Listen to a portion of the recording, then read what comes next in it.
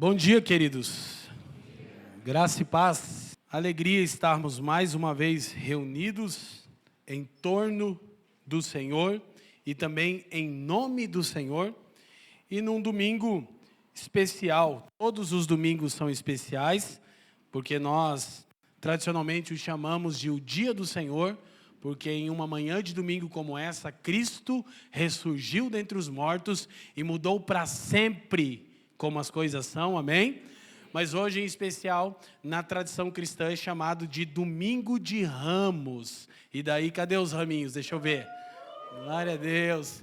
Esse ramo você leva para sua casa e a função deles é pedagógica. Qual é a função desse ramo? É te lembrar do sermão que você vai ouvir nessa manhã, amém?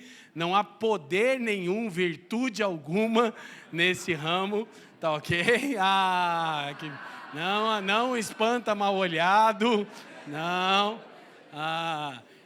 Isso é parte da tradição cristã e não é exclusividade de nenhum nicho do cristianismo. Por exemplo, a tradição cristã católica romana faz mais uso disso, a tradição protestante nem tanto, mas de décadas para cá tem feito mais. Então isso pertence aos cristãos, tanto católicos quanto protestantes, todos aqueles que amam Jesus e invocam o seu nome, amém?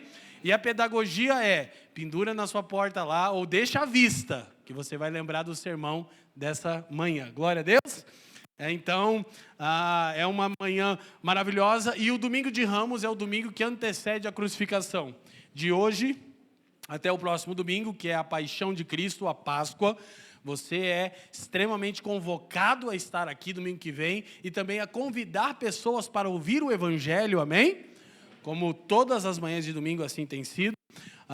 Mas hoje nós lembramos a última semana do Ministério Público de Cristo e todos os eventos concernentes a essa semana. Nosso texto base para o nosso Domingo de Ramos é Marcos capítulo 11, versículo 1 ao 11, na primeira porção, depois 12 ao 17, mais para a conclusão do sermão. Se você tem a Bíblia, use-a. Nós projetamos aqui para facilitar para os irmãos que desejam anotar.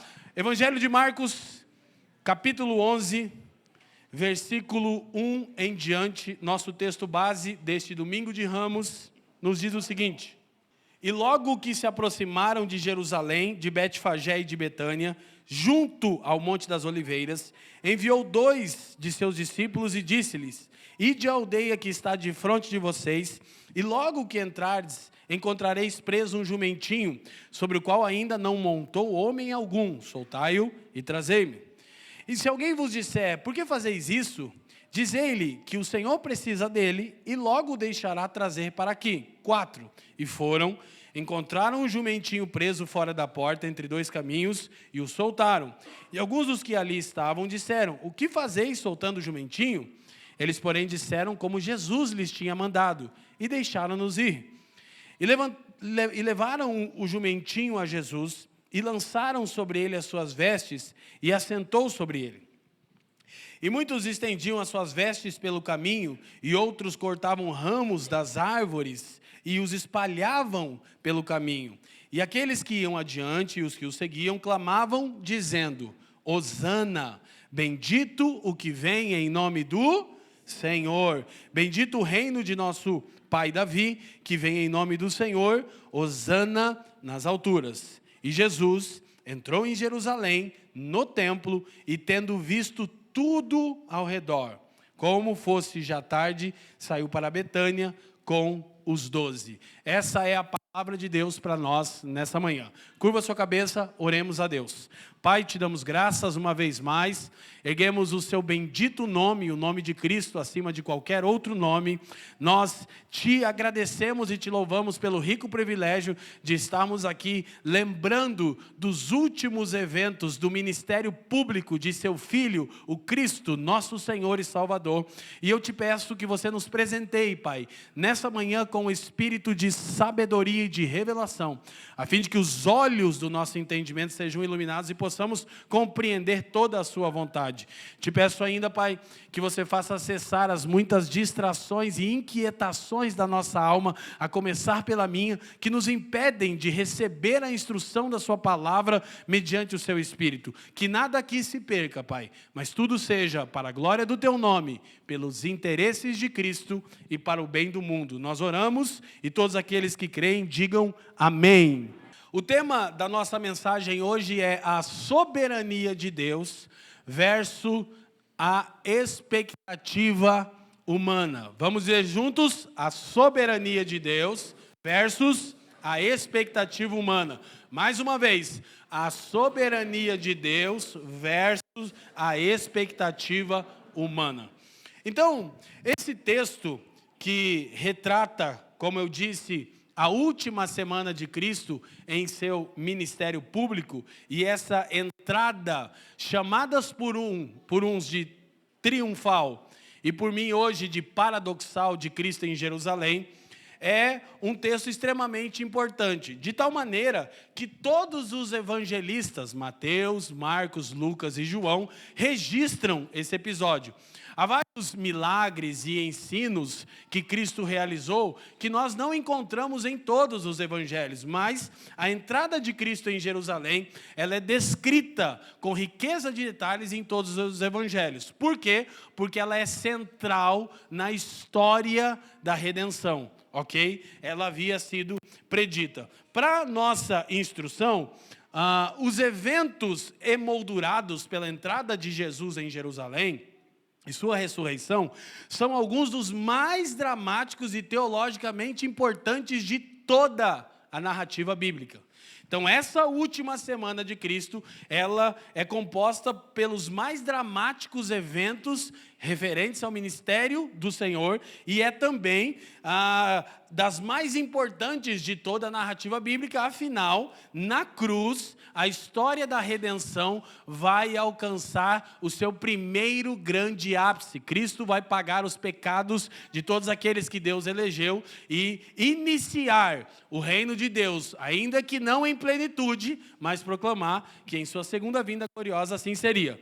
Então, estes dias, essa última semana, começando hoje, no domingo de Ramos, quando Cristo é saudado com palmeiras, como fizemos aqui, apresentam não só o paradoxo da entrada triunfal. Diga comigo, paradoxo.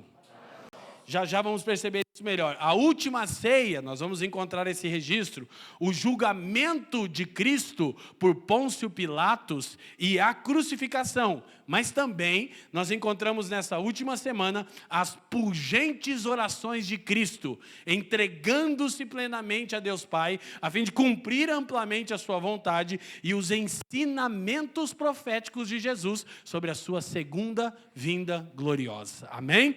Eu quero te encorajar a essa semana ler os fatos referentes à última semana de Cristo, a fim de que você possa ter a sua mente cheia das verdades de Deus, das certezas de Deus, dos eternos propósitos de Deus e entender a bênção de ter um calendário, de ter uma vida ordinária marcada pelos eventos redentivos. A isso, preste atenção, chama-se calendário cristão. Como chama-se?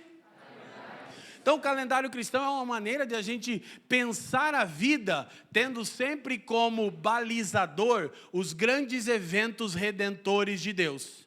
Então, a igreja protestante evangélica, ela abriu mão disso em muitos sentidos. Não toda a igreja protestante, mas a maior parte do protestantismo, depois de se desligar do catolicismo, o catolicismo já é uma vertente do cristianismo que valoriza muito a pedagogia, o calendário cristão. Mas, graças a Deus, alguns ramos do cristianismo protestante não deixaram, e mais recentemente isso tem se tornado cada vez mais comum no meio cristão, falando-se de Brasil.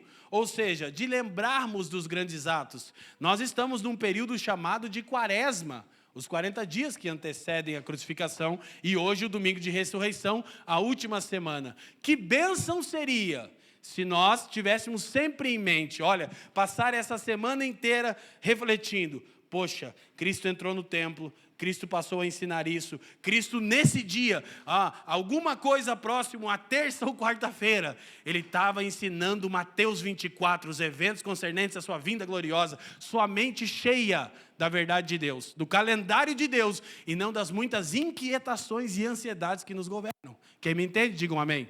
Então isso é pedagogia para a nossa alma, uma vez mais, não é privilégio apenas de um nicho cristão, mas de todos aqueles que amam o Senhor. Glória a Deus. Então, de novo, o ramo na semana é para te lembrar desses eventos e te encorajo a ler todos os textos referentes à última semana. O que nós vamos perceber aqui, que nós não vamos desdobrar todos esses temas, né, dariam muitos sermãos, mas a gente vai basicamente olhar a soberania de Deus, né, versus a expectativa humana, soberanamente prevista, humanamente equivocada. A entrada de Cristo em Jerusalém foi soberanamente prevista, amém? Porém, foi humanamente equivocada com a forma pela qual a multidão recebeu ou estava compreendendo aqueles eventos. Repitam comigo, soberanamente prevista. Humanamente equivocada.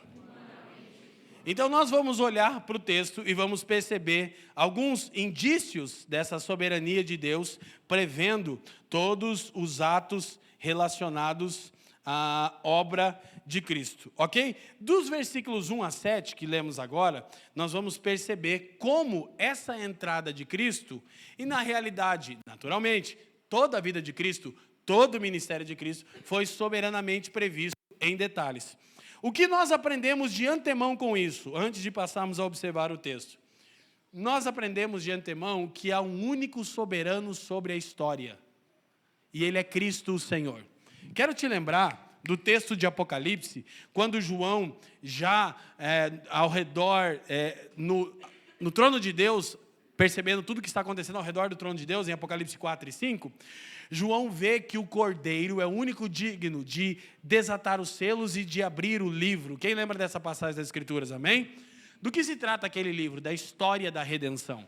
O que João está dizendo? Só um tem o controle da história. Quem está me entendendo, diga amém.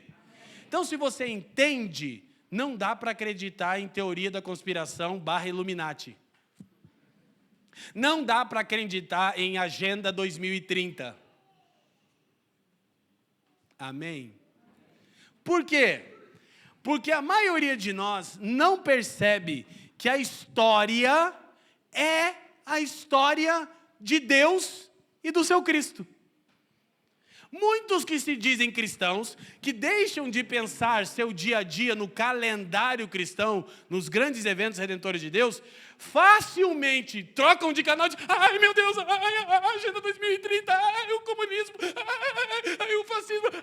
Você não entendeu nada do Evangelho.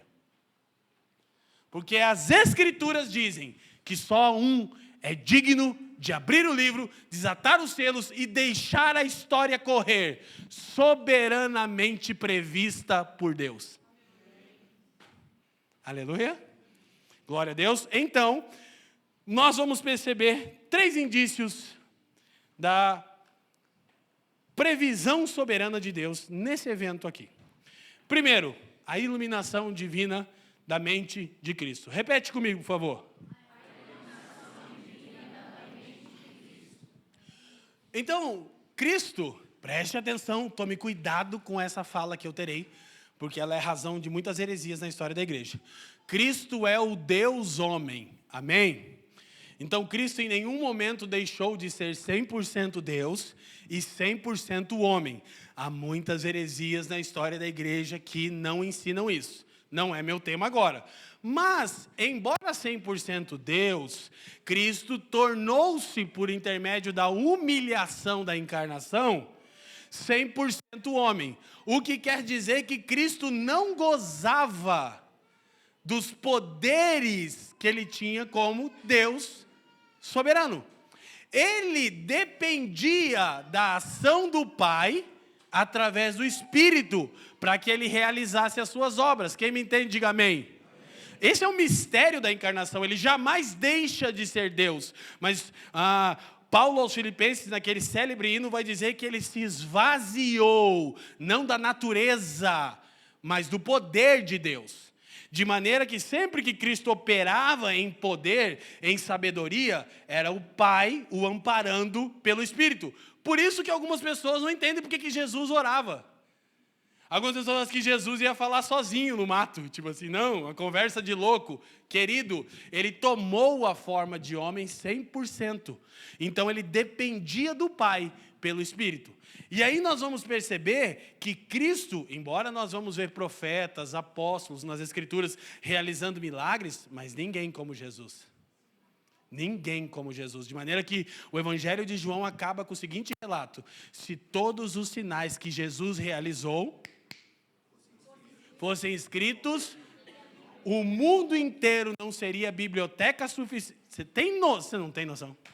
Você olha os evangelhos, tem 20, 30 milagres ali. João disse, não, se fosse registrar, é um negócio super saia. Sabe a mulher do fluxo de sangue, quando ela toca nele? Tipo, o texto dá uma ênfase nela. Talvez 10 mil pessoas foram curadas igual naquele momento, mas o texto só quer ensinar aquilo. Sai poder, o super saiyajin. Então assim, porém, dependendo do Espírito. E aí nós percebemos como, em sua soberania, Deus preveu, ele iluminava a mente de Cristo. Por quê? Coisas impossíveis para a mente humanas finitas eram possíveis a Cristo.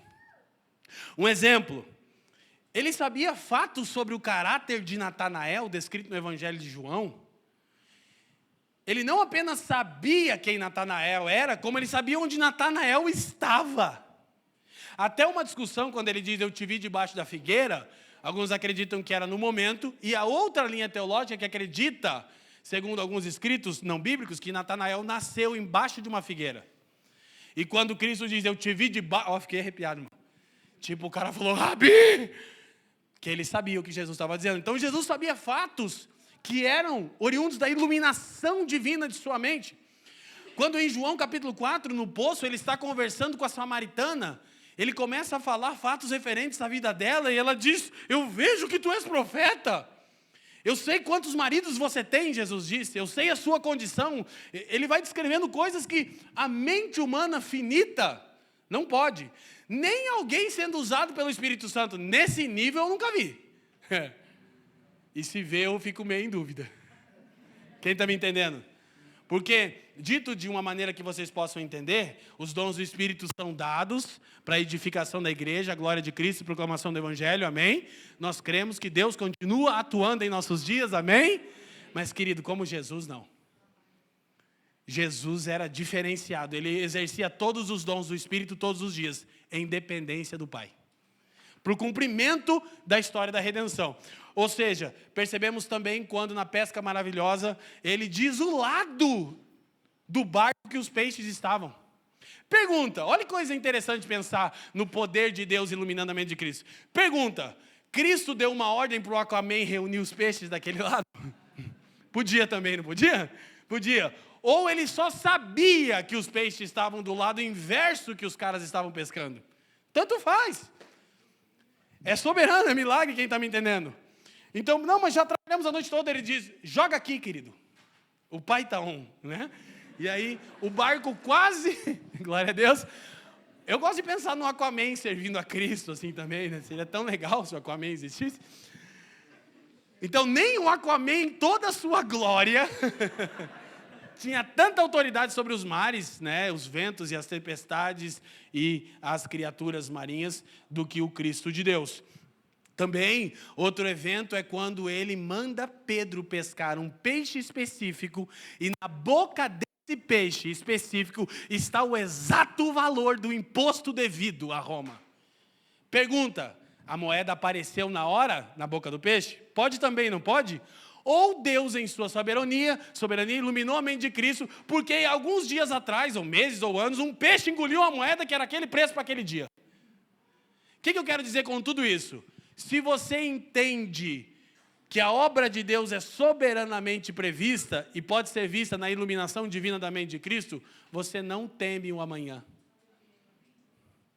Você simplesmente lembra que você foi salvo e resgatado por um Senhor que pagou o imposto de renda dele, chamando um peixe específico, está na boca desse peixe. O que quer dizer que ele sabe cada coisa relacionada a você e a mim. E com isso nós aprendemos, tudo está 100% nas mãos do nosso Senhor. Eu não sei de você, em dias como esse, eu me sinto seguro.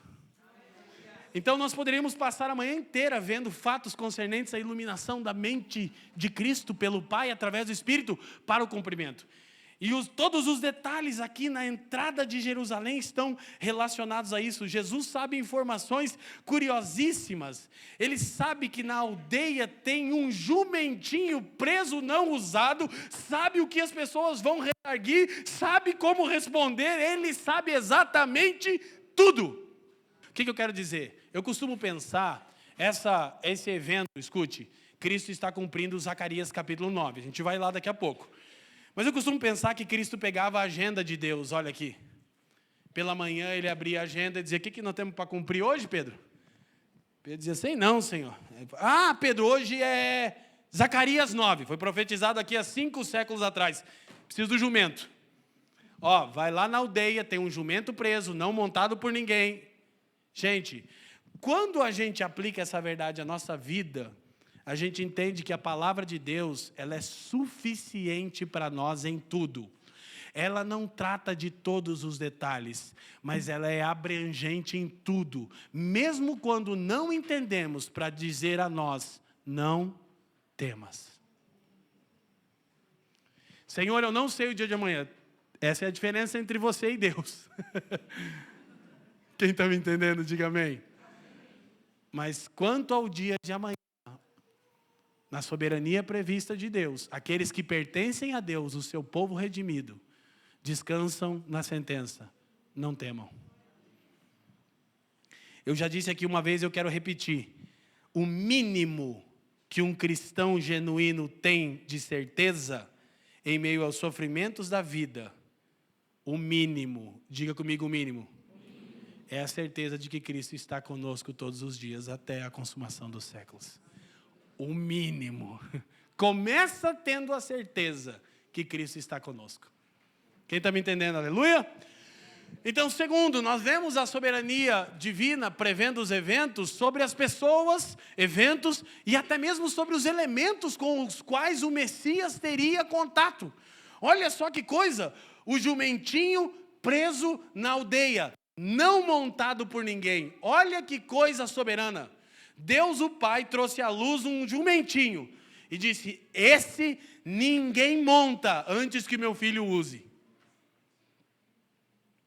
Realmente é maravilhoso porque mostra a soberania do Criador sobre a criação. Tudo está a serviço da história de Deus na criação, diga aleluia. Vou repetir, tudo está a serviço da história de Deus na criação. Tudo está sujeito à soberania de Deus. Então, Jesus preveu a reação dos donos. Inclusive, ele dá uma resposta meio estranha, tipo assim, digam que o nosso Senhor precisa dele. E depois devolve. Imagina, você chega no estacionamento do shopping, alguém está entrando no teu carro, fala, não, fica tranquilo, eu só vou fazer uma coisa que eu tenho que resolver aqui, depois eu te devolvo. Você diz, então tá bom. Agora tem uma coisa, que provavelmente, embora Cristo saiba que o jumentinho está em tal lugar, é sobrenatural, Jesus era conhecido em Betânia e em Betfagé. Por quê? Alguém? Um de cada vez, está muito tumulto, não estou conseguindo discernir. Por que? Tá, mas tem um sinal específico que Jesus fez, que tem a ver, agora cantei a bola, né? Rolei, né? Claro que é. Diga pela ressurreição de Lázaro. Então, olha só, a reação dos donos, Cristo preveu e deu a resposta a eles. Mas ele era conhecido, então talvez, quando falou, o Senhor precisa dele, nós sabemos, o Senhor é quem ressuscitou Lázaro. Porque isso é importante, já para a gente relembrar, que a ressurreição de Lázaro, ela é mais ou menos que como Jesus dizendo assim, eu sou Deus encarnado e vim redimir. Porque até ali Jesus era estranho na maneira que ele agia. Ele curava as pessoas e dizia assim, ó, shh, não conta para ninguém. Quem já viu isso? Então, depois da ressurreição de Lázaro, Jesus começou a falar publicamente sobre quem ele era e sua obra. Ele curava pessoas e dizia, não conte para ninguém. Olha que coisa interessante, só que as pessoas obedeciam Jesus? Sim ou não? Os demônios obedeciam. Quando Jesus chegava num lugar, os demônios diziam, sabemos quem tu és. Ele disse, quieto, não conta para ninguém. O demônio obedecia, mas os crentes não.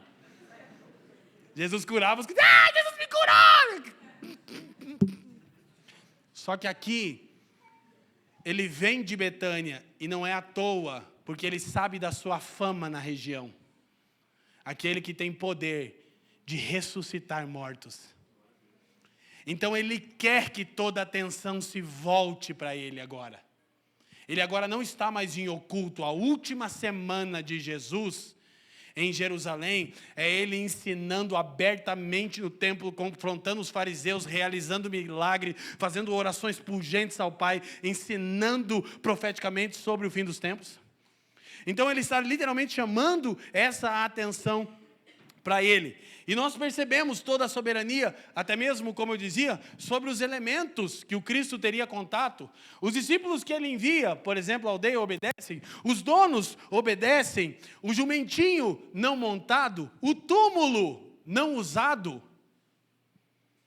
a Virgem Maria, como a mulher bendita que Deus escolheu para trazer o Filho de Deus, ainda não tocada por homem algum. Nós percebemos a soberania de Deus sobre eventos, pessoas e os elementos que Cristo usaria, demonstrando a sacralidade do Messias de Deus. Quem está me entendendo, diga amém.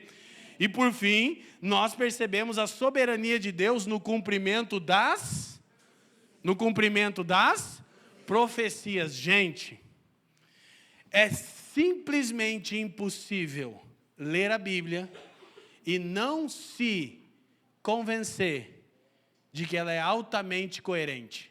Embora você pode ler a Bíblia, se dar conta que ela é coerente e não ter o seu entendimento iluminado. Porque é impossível para um homem, por si só, compreender as verdades de Deus. Quem está me entendendo, diga amém. Mas qualquer pessoa honesta que lê as Escrituras precisa concordar com uma coisa: ela é assustadoramente coerente em todos os detalhes. Por exemplo, os que não creem em Deus, mas que não negam, por exemplo, fatos históricos, sabem que a Bíblia começou como um livro judaico, sabe pegar pelos carbonos, pela maneira que a ciência faz, datar de quando foram escritos. Então eles conseguem saber que o Salmo X foi escrito aproximadamente 2000 anos atrás. E eles conseguem saber que o Novo Testamento foi 2000 anos depois.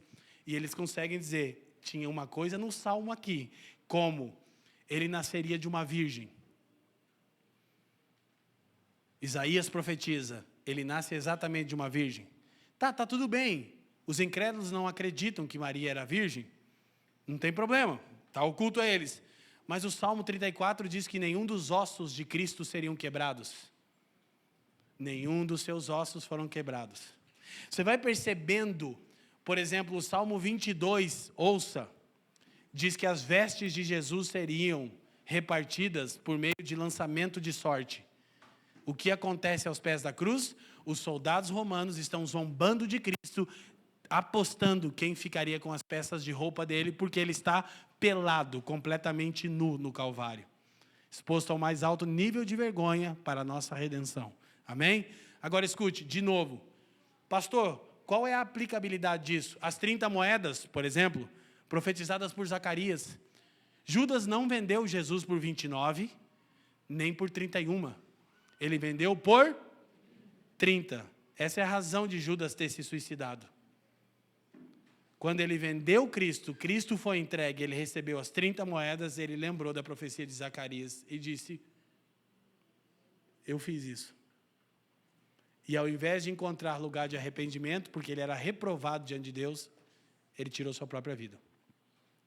Então, preste atenção. A soberania de Deus no cumprimento das profecias concernentes à entrada triunfal de Cristo. Mas eu vou ampliar. a soberania de Deus no cumprimento da sua palavra. De novo, meus irmãos, se nós somos conduzidos pela verdade de Deus revelado em sua palavra, não sucumbimos ao desespero de um mundo que perece em caos e desordem. Sabe qual é o desafio e o nosso problema? É que você despreza a palavra de Deus. Por exemplo, o próprio Cristo previu que os últimos dias seriam tempos de aflição. Ele disse assim: no mundo tereis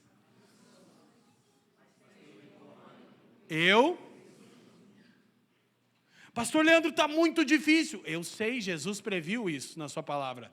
Porém, Ele também previu que você suportaria, porque Ele estaria com você todos os dias, até a consumação dos séculos. Quem me entende, diga amém. Amém. Preste atenção, abra bem os seus olhos. Deixe o Espírito falar com você, a fim de que a palavra de Deus te alcance.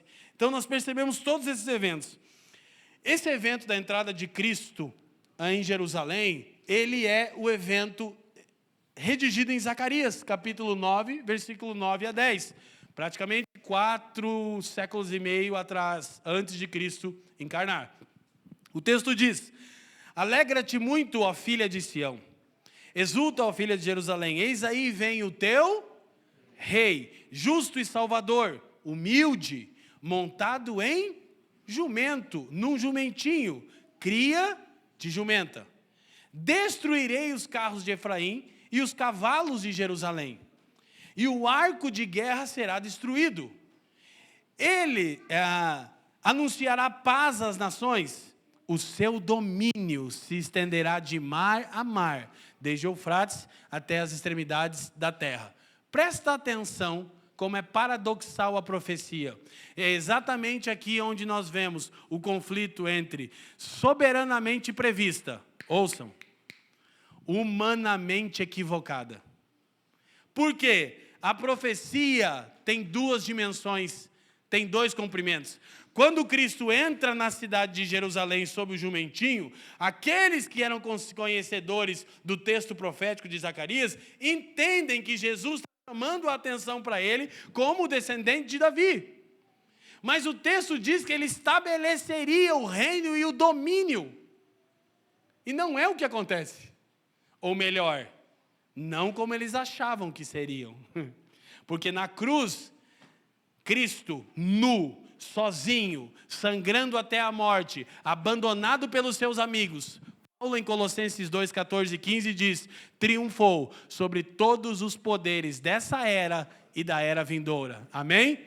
Então é o triunfo de Deus. Paradoxalmente, aquilo que a gente considera vitória. Deus demonstra poder de uma maneira que o mundo não compreende. Então, prestemos atenção. O que nós estamos vendo aqui?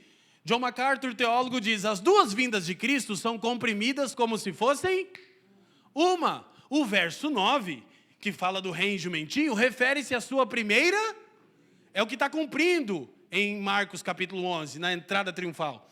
Enquanto o verso 10 aborda a sua segunda vinda. Os profetas do Antigo Testamento não enxergaram o grande intervalo temporal entre as duas vindas. Ou seja, preste atenção quando você está lendo a Bíblia. Quando você compreende as Escrituras, você descobre que os profetas, eles profetizavam a partir daquilo que eles viam. Uma palavra muito usada para os profetas no Antigo Testamento, no hebraico, é nabi, que significa vidente.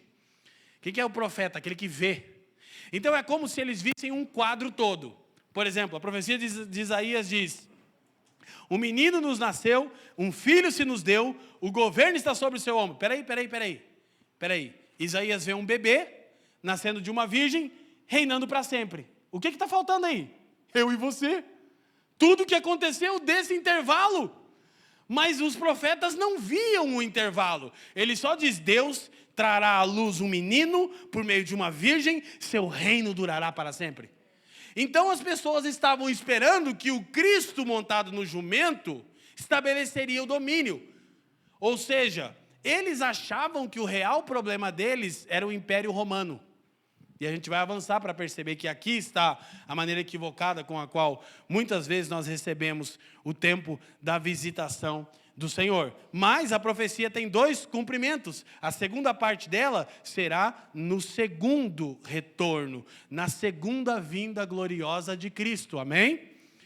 E algumas coisas haviam acontecido para nós irmos avançando, que houve muita mistura de ideologias políticas no meio das profecias bíblicas. Então, a religião organizada da época, os fariseus, os saduceus, aqueles que tomaram para si, Jesus disse, a cadeira de Moisés, como os representantes da religião de Israel, eles tinham anseios e interesses políticos. Inclusive, os saduceus eram uma classe totalmente política. E eles estavam sempre houve na história da igreja, e sempre haverá, igrejas que trabalham para políticos. Quem está me entendendo? Então, tinham interesses escusos, e com o passar dos anos, foram muitos anos, por isso que tem, inclusive, algo que é chamado da revolta dos macabeus. Eles achavam que o líder dos macabeus era Cristo, sabia? E aí saíram se matando todo mundo em nome de um mito, quer dizer, de um macabeu.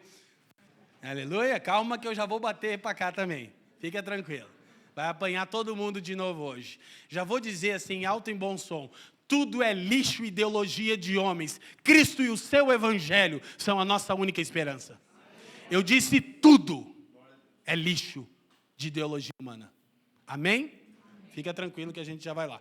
Só que uma coisa aconteceu. A multidão está com os ramos. E essa é a pedagogia e o ponto-chave do sermão. Hosana, bendito o que vem em nome do Senhor, o descendente de Davi. Opa, o descendente de Davi é o herdeiro legal do trono.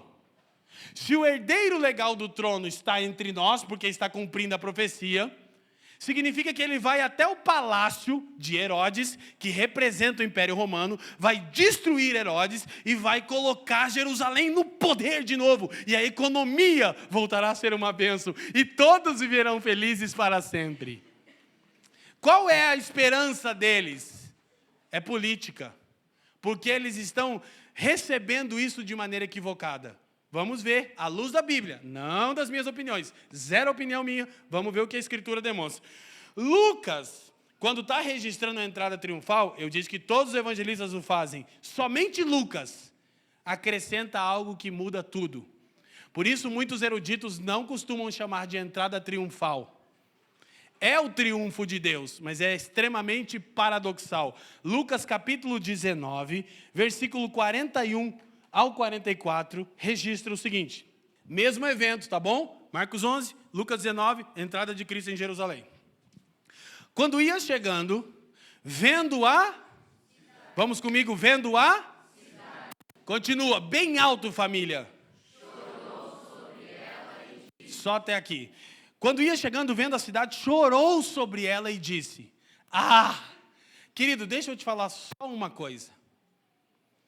Essa expressão que aparece muitas vezes nos profetas, ou é uma expressão de clamor, de angústia. Muitas vezes você vê o profeta Isaías, por exemplo, em Isaías 64, em meio ao caos que a nação vivia, Isaías diz assim, se fendesses os céus e descesses. Inclusive há uma pregação de A.W. Tozer, que tem por título, o ó de Deus.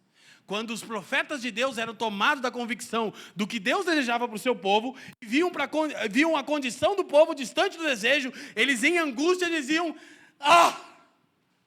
Só que aqui é o Redentor, não é um profeta qualquer.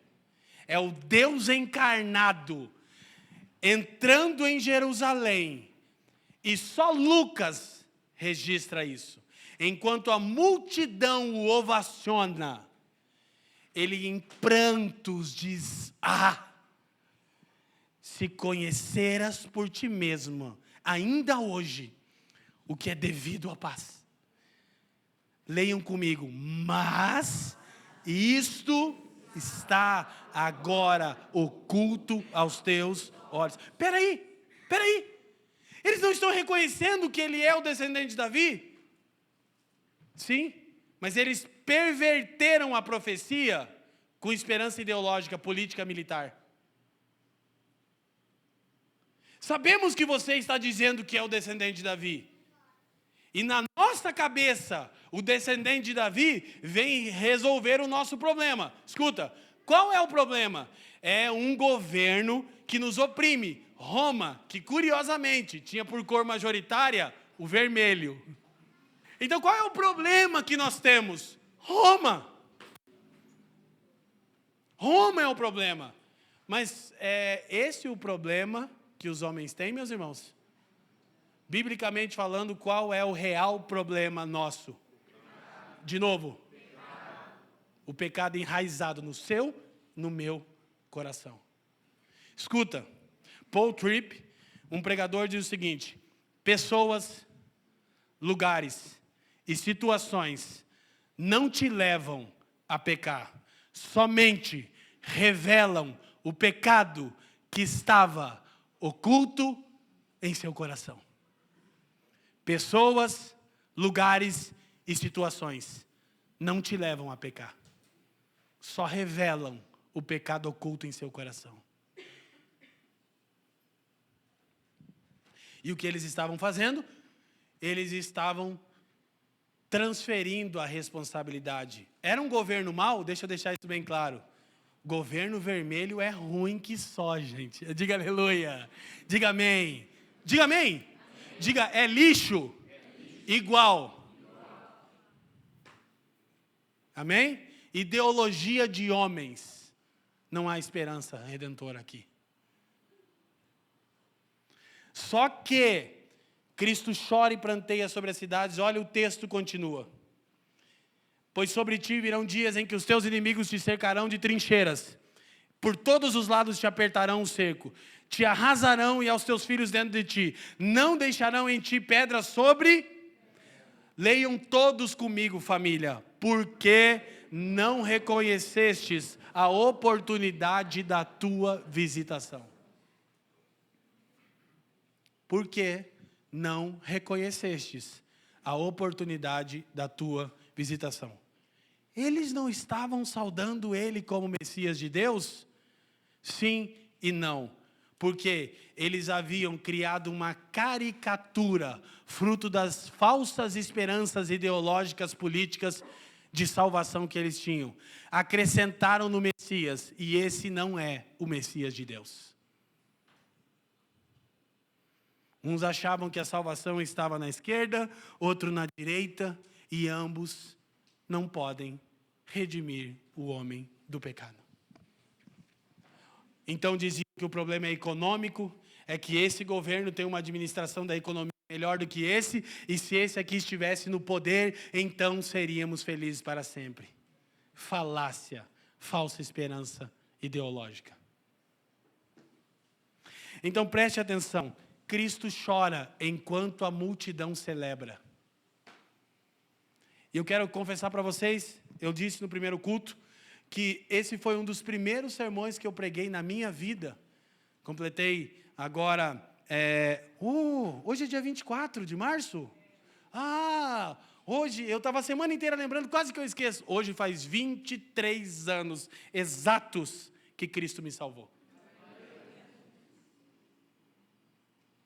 Há 23 anos atrás, no dia 4 de março, Cristo me redimiu.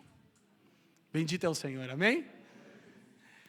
E uma das primeiras mensagens que eu preguei, Jean que estava aqui no violão e alguns irmãos são dessa época, né? São irmãos que caminham conosco dessa época. Foi isso, porque na minha leitura, porque eu, crente de verdade converte e lê a Bíblia. Se não lê a Bíblia... mas eu vou no culto, eu vou nisso. Lê a palavra de Deus. Ama a palavra de Deus. Aí é crente. E aí eu crente, salvo por Jesus. Não pelo meu empenho, não pela minha força. Comendo Bíblia, Salomão. Aí um dia eu cheguei em Lucas 19. O tempo da visitação é o tema do meu sermão. E aí eu fiquei, sábado eu ia pregar. O tempo da visitação. Aí eu perturbava os músicos. Agora não mais, né? Eu perturbava as pessoas com as cadeiras, que eu queria tudo em ordem. Agora não mais, né? Não, né? Só que não. Aí eu fui pregar, né, Will? Os caras estão indo lá. Tem irmãos aqui, né? Gente, Inclusive, eu lembro como aquela mensagem me impactou. Eu reuni os discípulos na semana e disse, olhem esse texto, o tempo da visitação de Deus. Aí, cabeça nossa, o avivamento vai vir, eu vou pregar, a glória vai descer, o mundo vai ser salvo.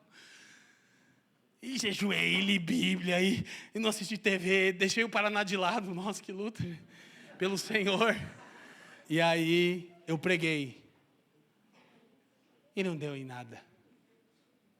Parece que ninguém, só eu era o único cara empolgado com aquela mensagem. O tempo da visitação, receba!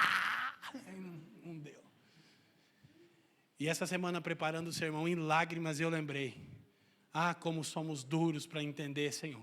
Porque eu, em toda a minha imaturidade cristã, uma coisa eu sabia, você estava iluminando os meus olhos para estar pronto para o seu glorioso dia. E eu sentia tanta dor e não consegui traduzir isso para as pessoas. Eu que terminava de pregar, dizia, nunca mais vou pregar, não dá certo. As pessoas... É que eu não sabia que o evangelho tem 2 objetivos. Pergunte para mim, quais? Salvar ou condenar. Ou você está ouvindo o evangelho para ser salvo por ele, ou está ouvindo o evangelho para por ele ser condenado. Que Deus tenha misericórdia de você e de mim, meu irmão. Amém? Então, eles não reconheceram o tempo da visitação e por isso receberam de maneira equivocada. A multidão jubilosa e alvoroçada, Jesus triste e em prantos. Olha o paradoxo. Sabe por quê? A gente já vai perceber agora. Mas porque muitas vezes nós estamos com os nossos ramos. Bendito o que vem em nome do Senhor. Bendito o que vem em nome do Senhor. Bendito o que vem em nome do Senhor. E amanhã você o despreza. E amanhã você não abre a sua palavra. E amanhã você cerra os seus lábios e não prega o evangelho para quem estuda, trabalha e convive com você todos os dias. Você nega a ele o evangelho. E amanhã você diz sim ao pecado, à imoralidade, ao amor ao dinheiro. Mas hoje você estava sacudindo os ramos dizendo, bendito que vem em nome do Senhor. Enquanto a multidão diz, Hosana, Jesus em pranto diz, os teus olhos ainda estão fechados. Quem dera vocês reconhecessem o tempo da visitação. E nós vamos perceber pelo menos 3 coisas humanamente equivocadas. Primeiro, esperança escatológica distorcida. Leiam comigo, por favor. Esperança escatológica distorcida. Eles haviam criado um falso Messias para eles. Um ídolo. E eles achavam que a solução do problema, olha para mim, seria tão somente a mudança de ideologia política em Israel. E aí eles estavam tudo na Avenida Paulista, quer dizer, em Betânia. Mas o Cristo chorava, pois sabia, são todos cegos. Os seus olhos estão fechados. E deixa eu te falar, olha para mim. Esse é o preço que os profetas pagavam. Porque os profetas são videntes. E quando eles falam da palavra, são chamados de hereges, de isentões, de fracos. Porque estão dizendo, não há outro Messias além do Cristo, Filho do Deus vivo. O resto é ídolo e abaixo a idolatria política. E a esperança escatológica distorcida. Ora para cá, ora para lá, olha para mim. Meninos levados de um lado para o outro, esquerda, direita, direita, esquerda, por ventos de doutrina, por homens que induzem ao erro cristãos ignorantes, quanto à soberania de Deus em cumprir a sua palavra. A palavra de Deus diz, Deus põe reis, Deus depõe reis. Se está lá, foi Deus que colocou. E se inchar, Deus faz como Nabucodonosor, prostra. Quem está me entendendo? Mas se está lá, foi Deus. E Deus, Criador. Amém? Glória a Deus. Então, nossos olhos nunca estão no cenário humano. os nossos olhos estão na previsão soberana de Deus em cumprir a sua palavra. Amém?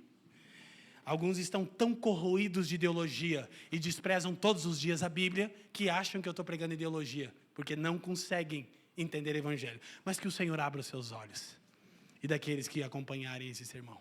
Amém? Então a esperança escatológica, o escatom, as últimas coisas no plano de Deus estão se cumprindo.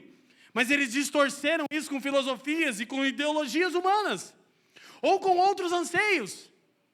Vocês acreditam que há cristãos que depositam toda a sua expectativa na casa própria?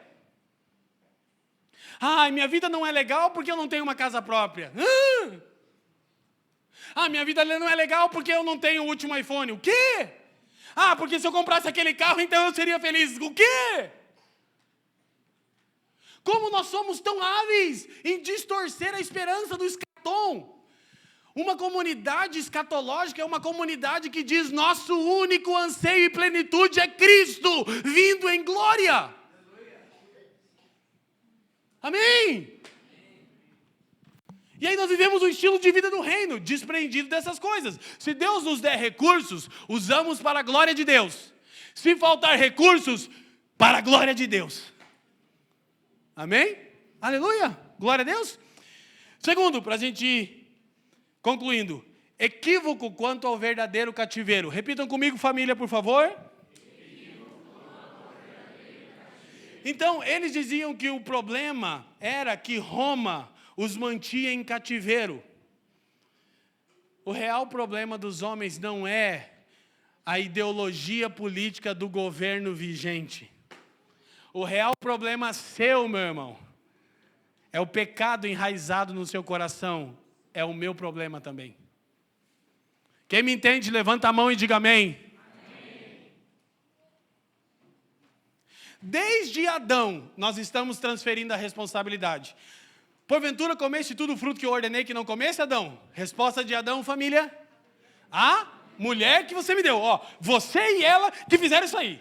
Pessoas, lugares, situações não te levam a pecar, apenas revelam o pecado escondido no seu coração. É que eu estava ali, na balada e pequei. Não, você já foi lá para pecar porque você é um depravado. É porque eu estava passando o canal sem querer. Não, você estava procurando esse canal porque o seu coração é depravado. É porque eu não percebi que eu soneguei imposto. Não, é porque você é ladrão mesmo. E se a gente se convence disso, aí a gente clama Hosana, que significa: salva-nos. O nosso Senhor diz: se os seus olhos fossem abertos e vocês reconhecessem o tempo da visitação, nós respondemos: Senhor, então salva-nos. Esse é o domingo de Ramos. Júbilo, pranto, tristeza, alegria. Paradoxal. E por fim, confiança na religião aparente. Presta atenção. Escute. Os próximos versículos, a gente consegue Marcos capítulo 11, versículo 12. Por favor, para que possamos concluir. Confiança na religião aparente. Olha só. Então o texto continua. Ele chega em Jerusalém, antes de a gente ler. A esperança, olha só, presta atenção, deixa eu relembrar isso. Olha a cena, a esperança, meus irmãos, é do Messias, do rei vitorioso. Vocês sabem como um rei voltava em vitória para a sua nação? Ele voltava precedido por mensageiros, chamados de apóstolos, que vinham passando de vilarejo em vilarejo, dizendo: o rei venceu. Isso era um apóstolo naquela época. O rei venceu. O rei venceu. Até preceder a cidade. Chegavam na cidade e avisavam: nosso rei venceu as batalhas e está chegando daqui uns dias em glória. Então a cidade inteira se preparava, saía ao encontro dele, ele vinha com as hostes dos melhores soldados, olha só, em cima de um cavalo branco, com suas vestes reais, aclamado. Olha Cristo, em cima de um jumento. Olha a passada do jumento.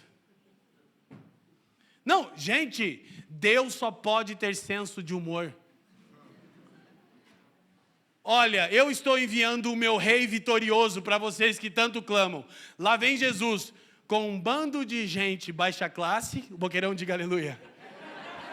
Olha só, Betânia e Betfagé, presta atenção, não perde a mensagem. Deixa qualquer outra coisa para lá. Betânia e Betfagé eram vilarejos e pobres. Só que Jesus tinha amigos lá. Aleluia? Ele não é socialista, por favor. Por favor. E esses pobres estão clamando e se unindo a outros que estão vindo da cidade. Imagina a cena.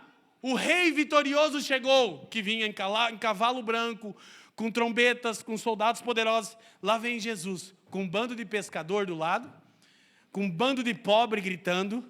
Jogaram as roupas, umas camisas fedorentas, suvaquenta em cima do jumentinho para ele sentar. Lá vem ele, a passada do vitorioso. Gente, sabe o que Deus está fazendo? Humilhando nossas falsas expectativas de salvação. Calma, isso ainda vai ficar mais lindo. Esse homem vai ficar pelado por completo, 3 horas e meia sangrando sozinho. E Deus vai dizer, eis aí a salvação. Ah, que na Avenida Paulista fosse esse o nosso clamor. Oh, salva-nos do pecado enraizado em nosso coração. Quem me entende, diga amém. Então, essa cena fatídica, quase cômica, com o Deus soberano criador em Cristo, zombando das nossas falsas esperanças. Ele chega na cidade e ele entra no templo, o versículo 11 diz, dá uma olhada e sai. Depois, no dia pela manhã, no dia seguinte, teve fome, saiu de Betânia, verso 13, e vendo de longe uma figueira que tinha folhas, foi ver se nela acharia alguma coisa, e chegando a ela, não achou senão folhas, porque não era tempo de figos. E Jesus falando disse, nunca mais coma alguém fruto de ti para sempre. E os seus discípulos ouviram isso. Sabe o que Jesus está fazendo? Ele está demonstrando a falsa confiança na religião aparente. Ele olha o templo na noite, sabe por quê? Porque o templo fala da condição espiritual do povo de Deus. Escuta, quando eles clamam Hosana, filho de Davi, descendente do trono, o palácio do Herodes é para cá, Jesus vai para o templo. Não é aqui, o Herodes está lá em Brasília, o problema está em Brasília, vai lá e resolve isso. Jesus vai para o templo. Sabe por quê? Porque o palácio é um mero reflexo do templo. Porque o governo de uma nação reflete a condição da igreja da nação. Diga comigo, o palácio é um mero reflexo do templo. O governo de uma nação revela a condição da igreja da nação. Ao invés de ir para o palácio, Jesus vai para o... Quem é o templo de Deus hoje? Sabe o que ele faz? Inspeciona. Tá tudo, era um culto bonito igual esse, olha. Domingo de Ramos, Hosana. E ele está assim, Hosana, né?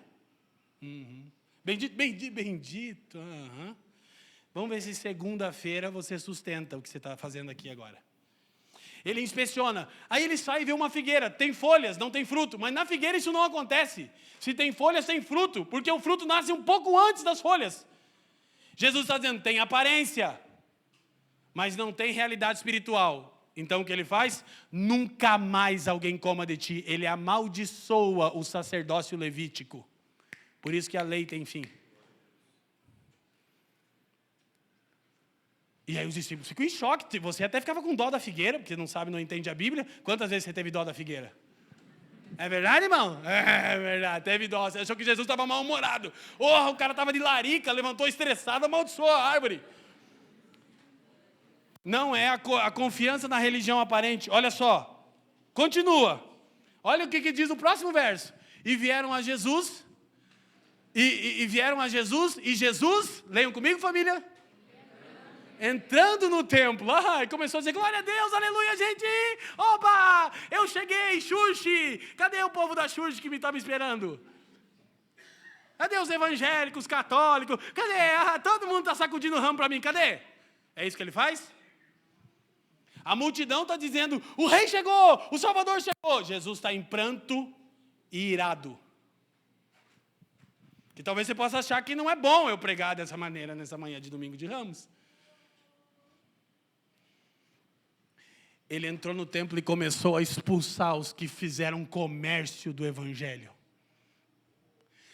Os que vendiam e compravam. Não só os que vendiam, mas quem financia. Amém? No templo, volta, deixa no texto 15, por favor. E derrubou a mesa dos cambistas e as cadeiras dos que vendiam pombas. 16. E não consentia que ninguém levasse algum vaso pelo templo. Gente, você não está entendendo. Jesus surtou pesado. Pegou um chicote com ossos de animais nas pontas e dava na cara das pessoas. E diziam, saiam daqui. Aqueles que diziam que o problema estava no palácio. Olha só, 16.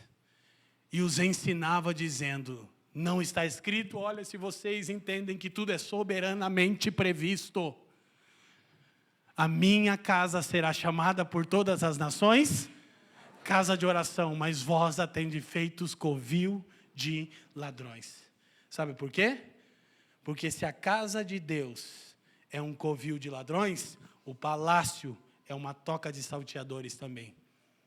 Porque o palácio é o mero reflexo do templo. E Jesus está dizendo, não, o problema não é a ideologia no poder.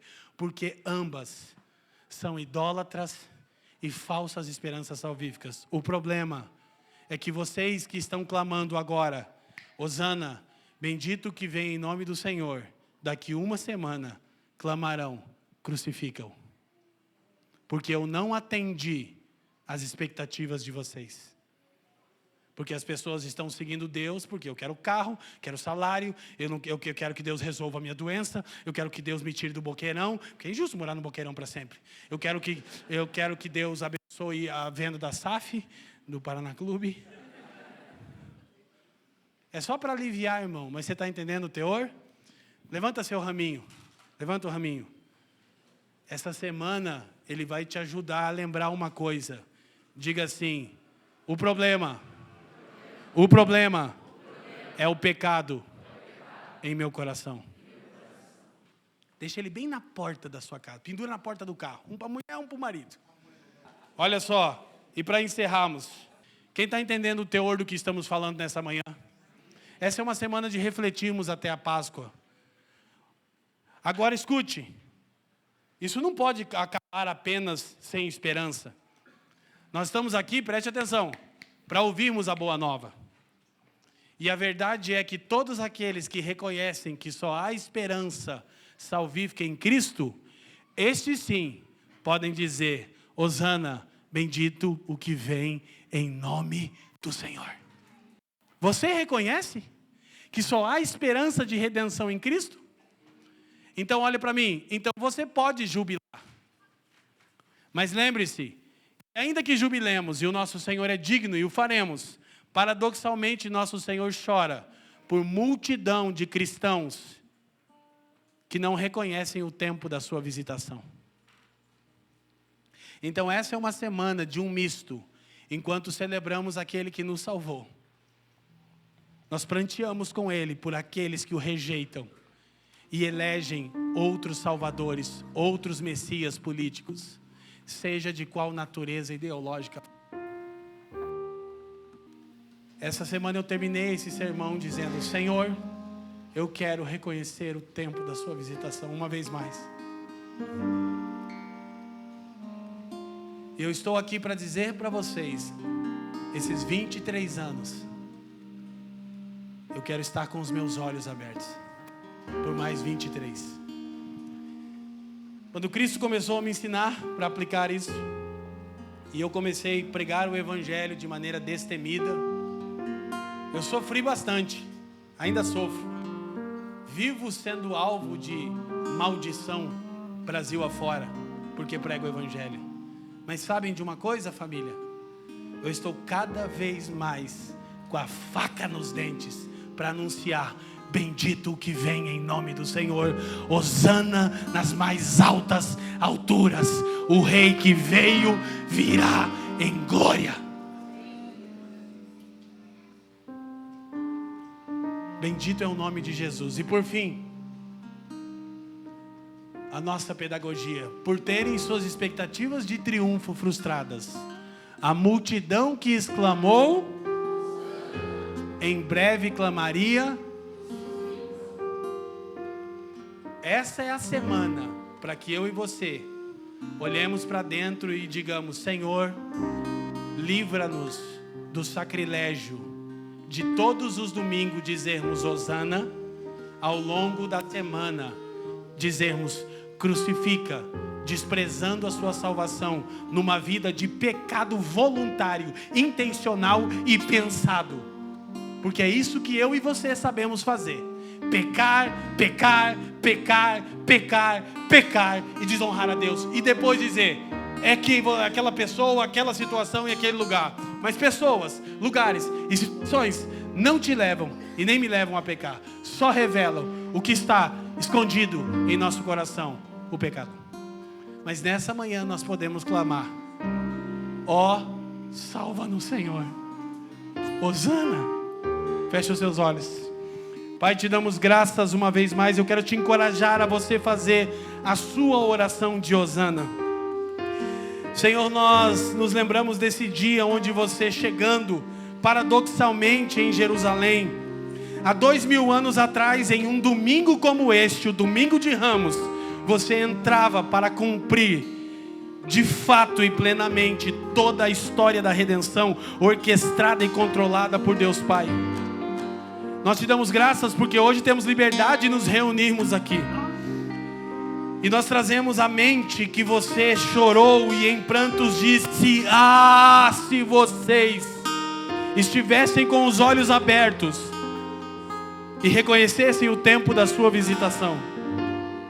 E nós hoje, pelo Espírito, queremos devolver o clamor e dizer hosana, que significa ó, salva-nos, Senhor. Todos nós clamamos mais uma vez por salvação, e todos nós te pedimos perdão pela multidão de pecados, pelas falsas esperanças, pela religião aparente. Queremos ter frutos e não apenas folhas. Senhor, salva-nos, nós oramos nessa manhã.